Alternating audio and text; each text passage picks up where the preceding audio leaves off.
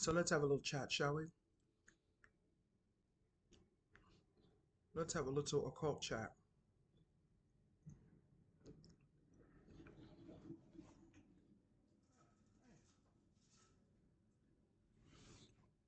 These freaking planes flying over my building is crazy. Anyway, let's have a little chat, shall we? Let's have a little occult chat. This is your host, The Occult View. I want to talk about a plethora of things that are on my mind. You know, as a guilty pleasure, I watch Pop the Balloon, not because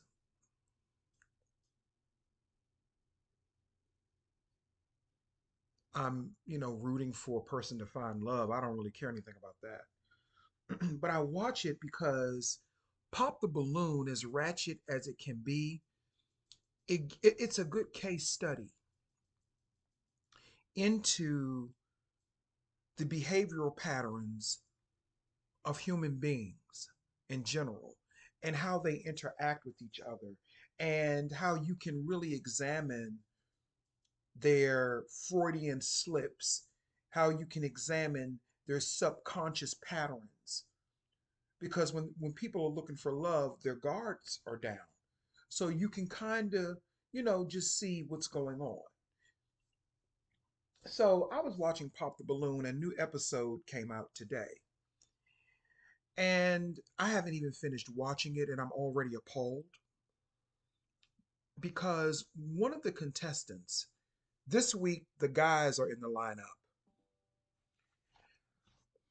One of the contestants, he looks to be maybe, I want to say Indonesian or some type of Asian. He looks like something of that derivative, or however you say it, derivative, you know, or some type of ethnicity of that background. I don't know. And I found his comments and his toxic energy very disturbing. And it's going to tie into what I really wanted to discuss and talk about. So a black woman comes out, attractive sister, and I believe she said she was 30 years old, nice looking young woman, you know. She says she's an educator. And she said that she did yoga or she teaches yoga or something of that nature. She had a pretty, I'm going to say had a pretty positive vibe to her, for the most part. No one's perfect. So a lot of the men popped on her. And I realized something.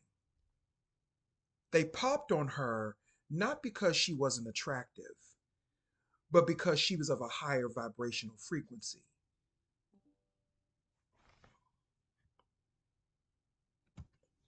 And the Asian guy, he was a brown skinned Asian guy, short, unattractive, in my opinion, not because he's Asian, because I've seen some really good looking Asian men, but it's his energy. So when they got to him and Arlette asked, "Why did you pop?" He started chastising her in a toxic positive way. You know the term toxic positivity? Let me give you an example. Oh, I like you, but you're fat. I don't really want to be friends with you because you're fat. It was that type of energy. He didn't say that, of course, because she was not fat, but that was the type of energy it was giving. So he began to chastise her because he's a Christian and he's a worshiper of Jesus Christ. And he felt like her practicing yoga basically is demonic because he said that she is worshiping false gods and a false doctrine and all of these other things he was saying. He then proceeded to say that he was also into the new age yoga and stuff like that, and he wasn't happy. He wasn't truly happy. So he turned to Jesus Christ, his personal savior, and now he's happy. And when she was trying to explain to him that she had no issue with Jesus either, he said, yeah, well, people who say that, normally, they say it with their mouths, but they don't live it in their lives. I mean, he was really being judgmental. He was being hypocritical, and he was being basically a typical low vibrating man. And we all know that Asian men, they have some frequencies with them, especially when it comes to black people. Okay? And that's not alleged, that those are just facts. He looked to be Indonesian, maybe even what's the other one? Not Mongolian, but maybe Indonesian. I can't think of the other. There's another group that I'm thinking of. He doesn't look Indian.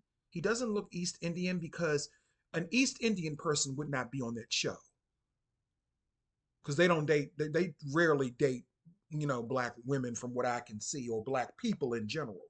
So he wasn't East Indian. I want to say either Indonesian, but there's another one I'm trying to remember. I can't think of it. It'll come to me. But anyway, he was being rude and disrespectful and condemning for no reason. And when I sat back and just examined his energy, I said, he's abusive. That is an abusive, controlling energy hiding behind Jesus Christ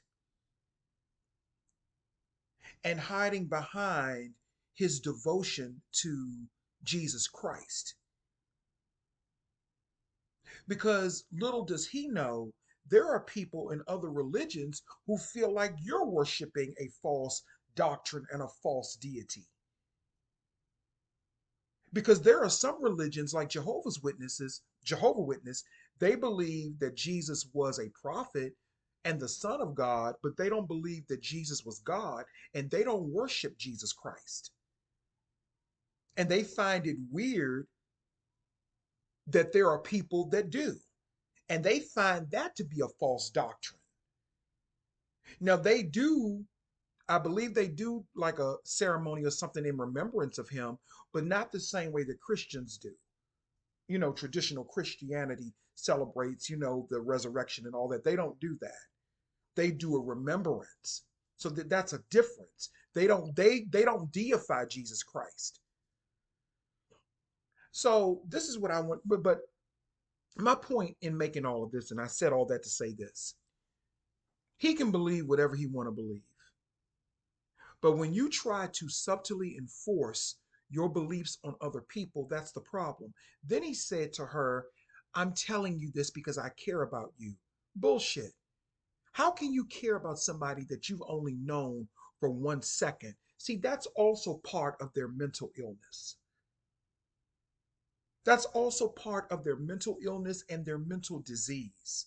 Not because of what they believe in religiously, but because of what it makes them do and what it has transformed them into. Because some of the stuff that he was talking about and some of the things and in the manner of which he was speaking, I don't even think Jesus would have done that. Jesus did not condemn people for not worshiping him. So I don't understand where this man is getting his information. Oh, he's getting it from another man, probably. How can you sit up and just on a side note, how can you or anyone else sit up and tell someone they're worshiping false gods when you're worshiping a man? You're worshiping a whole man when you came out of the gateway of a woman. Please make that make sense to me. You can't, no matter what you say. I don't give a fuck about the what do they call it? The geometrical patterns of the universe and all of that shit that you all try to throw out in your fake, phony Masonic groups. I don't care anything about any of that. Let me say it again. How can you call someone else's beliefs a false doctrine or false deities when you are sitting up worshiping a man when you came out of the gateway of a woman? That makes no sense to me. But I digress. Here's the problem that I have with what he really said and what it represents. He said that yoga is new age, which also shows that he's very misinformed and that he's stupid. No, sir. Yoga is not new age. Yoga has existed before Common Era. And for those people who don't know what before Common Era means, it just simply means an era when they were not really measuring, I'm not measuring, but they weren't really keeping up with, years and dates and stuff like that in the same way that we do now with calendars and stuff like that. So when you see BCE, that means before Common Era, which means it can't really be tracked through traditional dates and years because there was a time where we didn't use calendars. We used the planetary alignments, we used the universe if we wanted to keep track of certain seasons and stuff like that. Yoga is not new age. Yoga predates Christianity. So what the fuck are you talking about? And let me say this as a disclaimer. I'm not promoting any forms of Hinduism because that is a religion as well. I don't do religions. But I'm just making the point that when these types of people say, well, I used to be in New Age, this is not New Age. These things and practices have been around much longer than your Jesus delusion.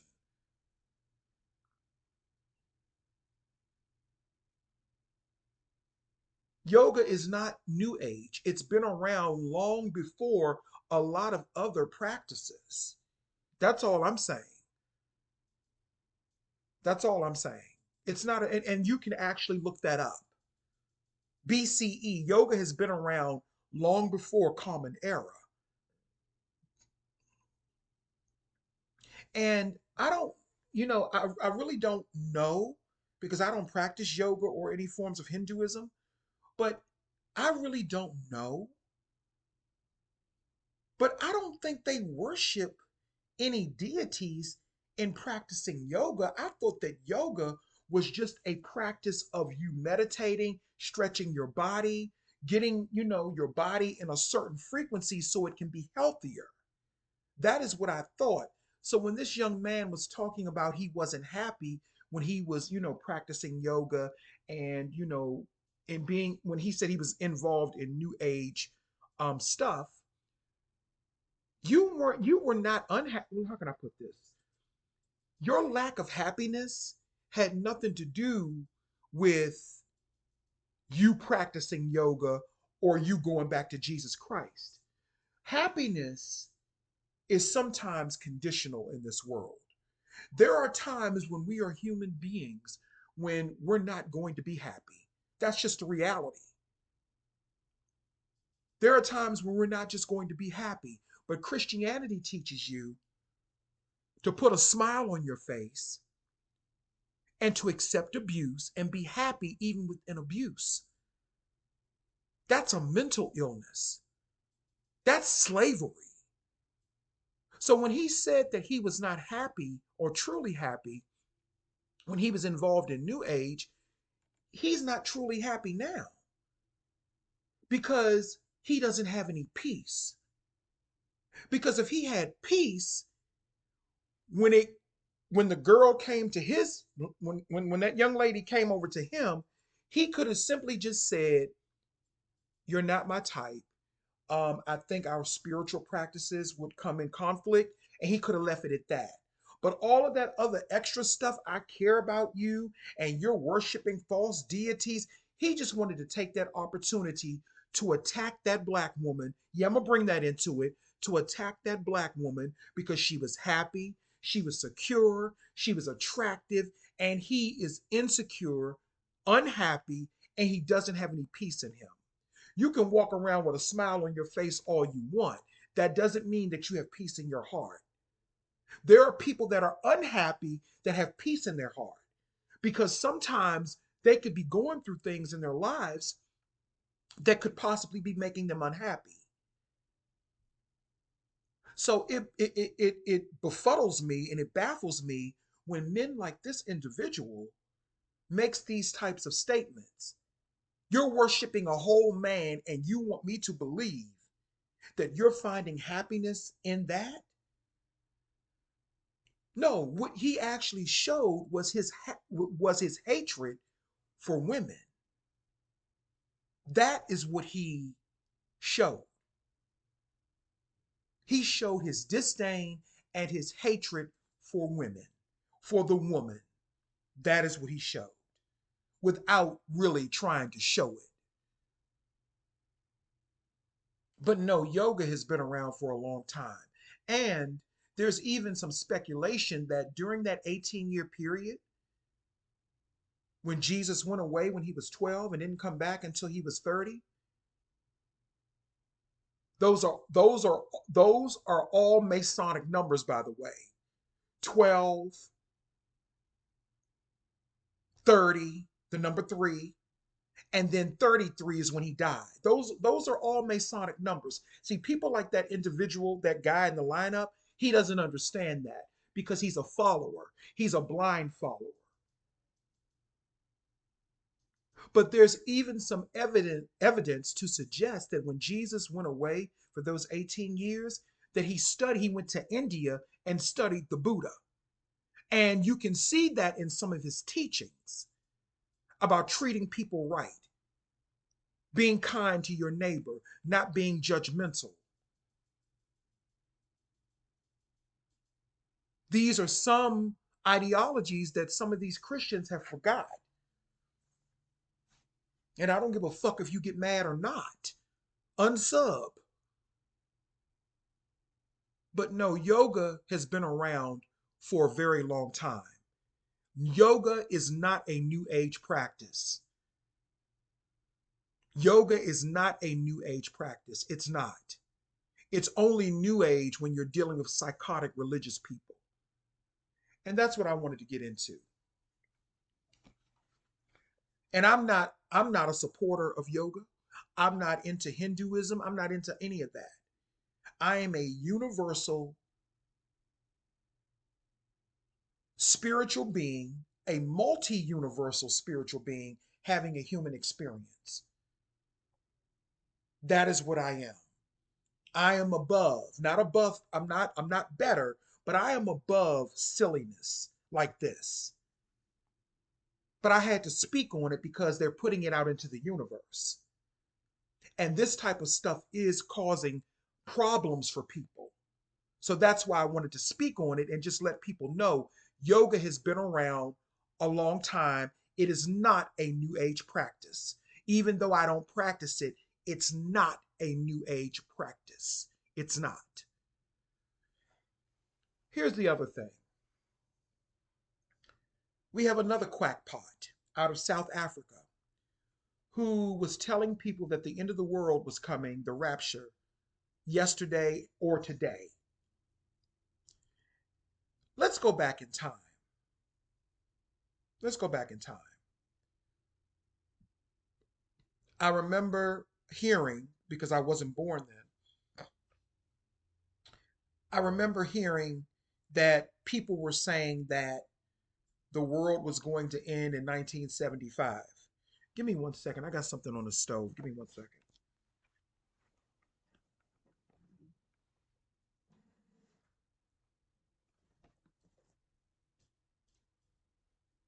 1 second.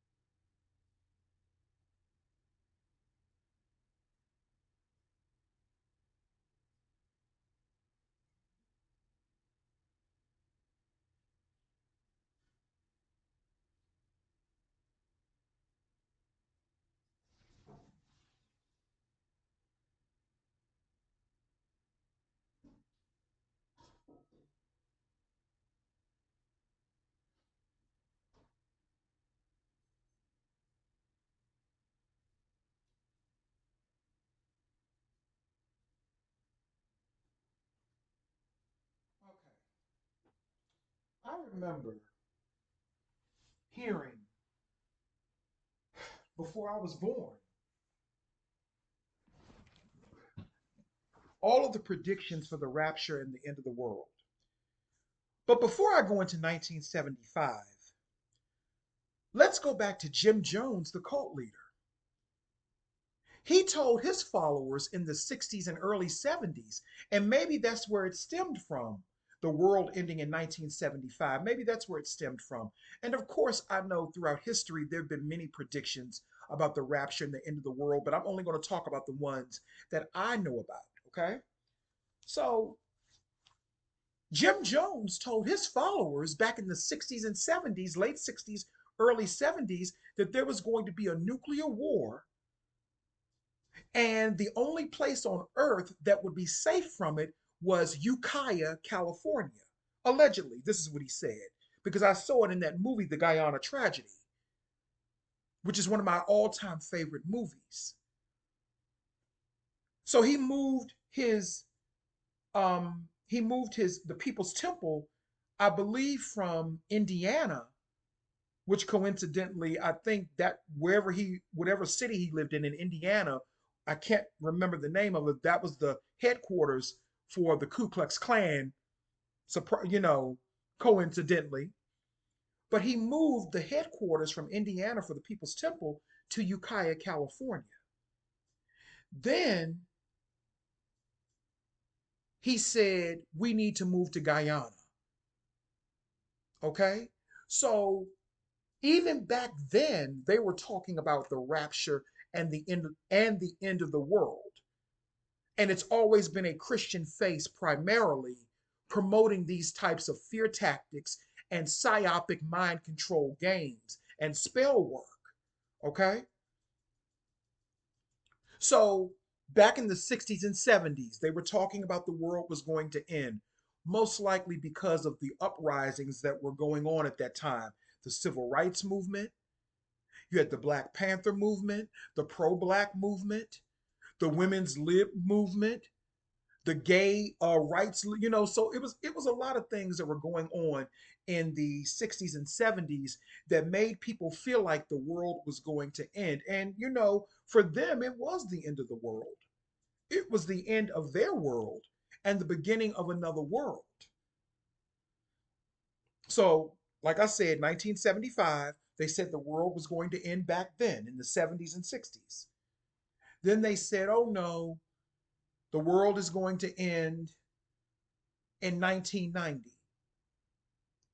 And I remember it was either 1989 or 1990. I can't remember which one. I believe it was 90 when George Bush, the first George Bush, the father, when he stood before either Congress or the UN Assembly and he proclaimed a new world order. Okay? So here we go again, the end of one world and the beginning of another one. And then right after that, I believe Iraq invaded Kuwait, and then the United States attacked and attacked Iraq, Desert Storm. And that was a portal to open up a new world in and of itself. So 1990, they said the world was going to end. You see the pattern here? You see the pattern? But the world didn't end in the way that people thought it would. So then they said, you know what? The world is going to end when the new millennium hits. So throughout the 90s, when I was growing up, they had television shows, and some of you may remember them who are old enough to remember. There were television shows like Millennium, and Millennium was about the new millennium and all of the supernatural things that were happening. So they said the world is going to end in the year 2000. We got it now. And I remember there were television show, well, Christian shows that were on at that time promoting this misinformation and fear mongering, for people, especially Jack Vanapee and his wife Rexella Vanapee. I remember how they used to have Jack Vanapee Presents. He's dead now. Um, but he used to come on every Sunday, I believe, Sunday night, and he would always talk about the Antichrist and the end of the world, and this was it, and the world was getting ready to come to an end, and this was in the 90s, like 1994, 1995. Then they started talking about Y2K. Now, for those who don't know what Y2K was, you youngsters who watch me, Y2K was a theoretical event that they said was going to happen once the year 2000 came in. They said that the computers that controlled everything would revert back to 1900, basically putting us back into a pre industrial society. You know, that didn't happen. Then they said the world was going to end in 2011. And when I say they, I'm talking about that psychopath Harold Camping. He said the rapture was going to happen in 2011. His rapture happened because he died, but the world didn't end. Then they said, you know what? According to the Mayan calendars, the world is going to end in 2012. We got it now. We're all doomed. There's going to be a major shift, and the world. Back up, bitch. Back up. What did you say? The world was going to end. It's going to be a rapture. No, no, no. No, no, no. What did you say about there going to be a major shift? That's where I want to start. And I've talked about this before. So going back to that South African dodo bird that said the world was going to end yesterday or today, or the rapture was going to come. Let me define what they're talking about. And I've talked about this before. What we're experiencing and what they're talking about is how can I put it? It's a shift in consciousness, basically. Consciousness is shifting. There are those of us who are shifting into higher vibrations and frequencies. I know you feel it. Your bodies are adjusting to the higher frequencies if you have shifted into a higher frequency. See, that's what they're really talking about. But what they have to do is, and what they oftentimes do, they will use the word rapture, which is also similar and close to the word rupture, to cause panic and fear. But there is a rupturing of this dimension that's taking place. There's a rupturing of what we call this matrix. And I hate using that term matrix because it's become such a cliche and overused term. And you know how I know that there's a rupturing and breakdown in this reality? They keep showing people that have already passed away. And they keep reporting on people that have already passed away a year ago. For example, we already know John Amos, the late great John Amos, who played James on Good Times. We already know he passed away. He passed away last year. We already know Mitzi Gaynor, the famous Golden Age Hollywood beauty, passed away last year.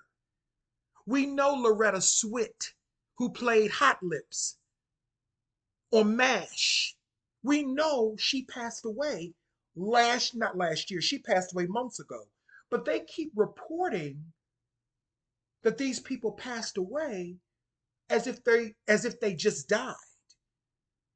And I said, why do they keep doing that?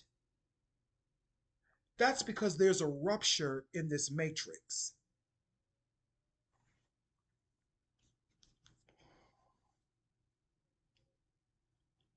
There's a rupture in the matrix, and it's causing a reverberation, and it's causing what people call a Mandela effect, where we're not all in the same realities.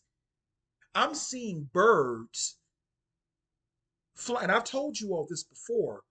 I've been seeing birds that I've never seen before.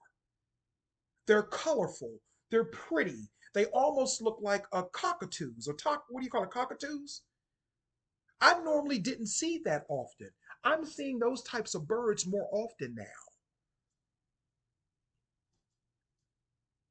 So when they keep talking about the rapture, these are people who have been left behind. These are people that have been left behind in their terms. And they're still waiting for Jesus to come back. But I have news for you. He's not coming back. Jesus rose and elevated to a higher vibration and frequency 2,000 years ago. And the information that they have distorted, that they left behind, that he left behind, that they distorted and made it into a worshiping thing, which is a false doctrine, was instructions on how you can elevate to a higher frequency. You're not going to meet Jesus unless you elevate to that higher vibration and frequency. Jesus was an ascended master. He was an ascended master. And you all have perverted his teachings. And you're still waiting for him to come back. And he's not. You've been left behind. And that is why they keep making up these ridiculous stories of raptures. Those are people who are damned.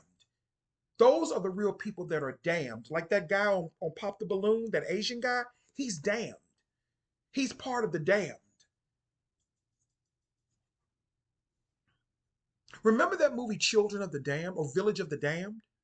What they were really showing you were people that were trapped. Those children represented symbolically people that are trapped. And people that are trapped will try to trap you or kill you. So we're dealing with a shift in consciousness and a breakdown within the realities. That is what we're dealing with. It's a scary time, but it's also a very exciting time.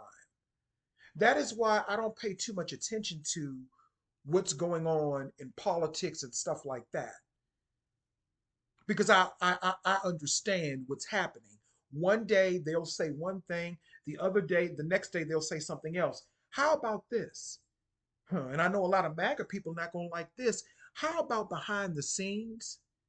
There is a higher force, higher than your Trump. And I'm not talking about Jesus and, no religious stuff because, I'm not a religious person. Jesus was not even a religious person. That's the gag.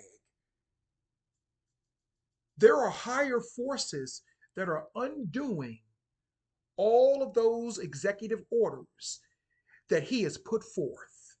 Why do you think you never see any of them actually being implemented? The only one that's being allowed to be implemented is the ICE stuff. And for whatever reason, the universe is allowing that. Maybe it's for spiritual growth or something. I don't know. I don't want to speak on that because that's too much heaviness and pain that people are going through. And it's not a laughing matter. But how about all of those executive orders are being considered null and void and they're being revoked, and everything that they're trying to do is actually being restored behind the scenes? I got this from a high level person who knows some things. See, I don't. I very rarely talk about what I know because it can be dangerous out here.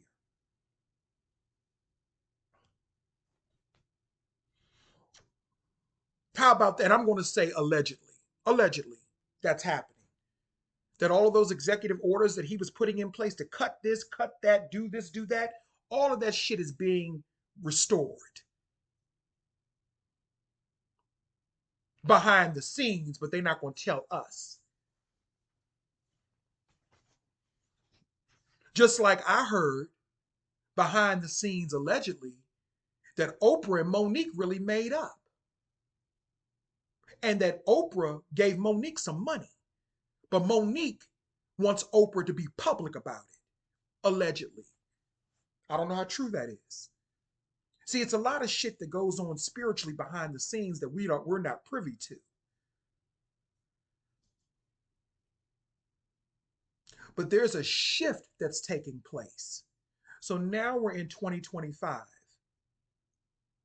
And they said that in September of 2025, there was going to be some type of upheaval. They were talking about a spiritual shift. And a spiritual shift is exactly what I said. It's spiritual, it's not physical. There may be subtle physical things that may happen within your body. And some of you all may be experiencing that right now. Some of the symptoms may include body aches,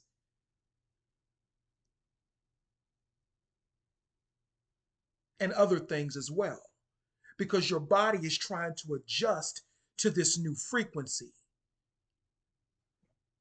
Especially if you've, and we're going to say it in religious terms, if you've been raptured. But the ones that have been left behind are the ones who are still waiting on Jesus. You've been left behind. He's not coming back for you because he told you what you needed to do in order to elevate your consciousness. But you choose to harass people, you choose to threaten people, you choose to attack people, you choose to judge people, you choose to condemn people, and the list goes on and on and on. And you think that you are within your rights, and you think that you are entitled to abuse people. You think that you are entitled to stalk and harass and abuse people who don't believe in your religion. And it's your religion that has you left behind. So, what they're not telling you, and what they will not tell you, is that those people talking about the rapture, who've been talking about it for the past 50 years or so, or more, for the past 60 years, let me say past 60 years, all of those people that have been talking about it, they're trapped in their own lower vibrational reality. Have you noticed how they'll say stuff like, such and such is happening in your area, and then you go down to that particular area, because this has happened to me, you go into that particular area and nothing is happening?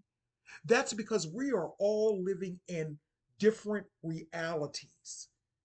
Because we have all, some of us have elevated, not all, but some of us have elevated to another dimension, to another reality where we don't have the same experiences.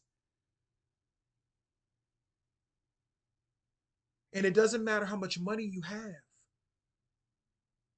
It's about your currency. It's about your spiritual currency, your karmic currency. How much bad karma do you have? That's what it's about.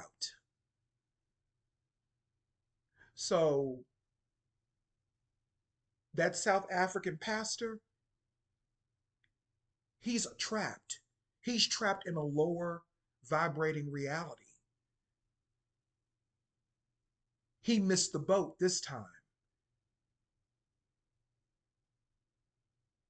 So he's trapped. And the people that are still waiting for a savior, you're trapped. You're stuck. Because instead of letting love lead your heart, instead of letting wisdom lead your heart, which is what Christ was all about, because Christ was really feminine energy, not a man. But instead of letting wisdom and love lead your heart and strength, you allowed hatred, bigotry, division, and you allowed toxic men to lead your heart.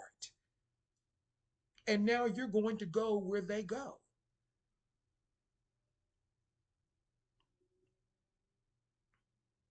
We're in a energy shift and people are fighting.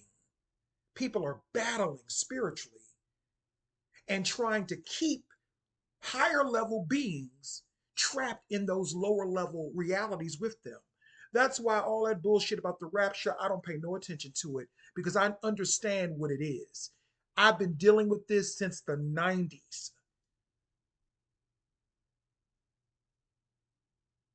and I already understand what it is.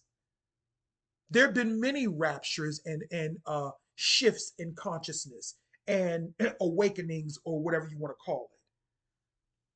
There have been many. When Jesus was alive, that is what was going on during his time. That is what he was really teaching people how to rapture themselves out. But you got to lead with love. And I don't mean love in the sense of letting people walk all over you. See, people, religious people think that love is allowing people to abuse you. That's not what love is.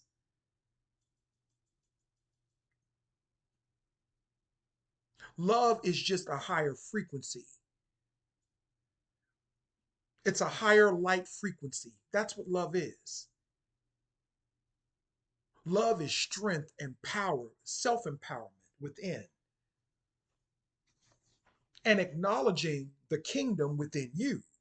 I'm not talking about no religious stuff. I'm talking about all of your gifts. The kingdom of God is really your gifts, your spiritual gifts that lie within you.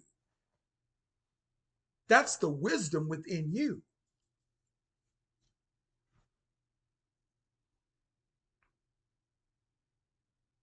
So once again, they have failed miserably in their prediction because their prediction is like a not a self-fulfilling, I'm sorry, a self-fulfilling prophecy.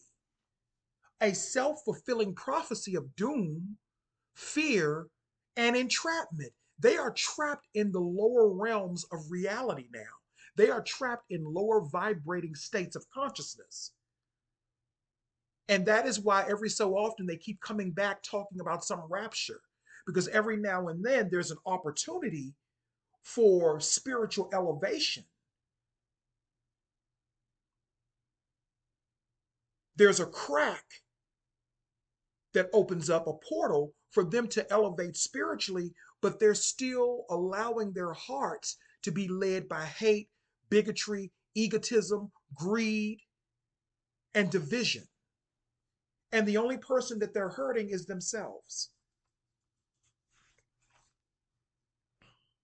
Anyway, that's all I wanted to say.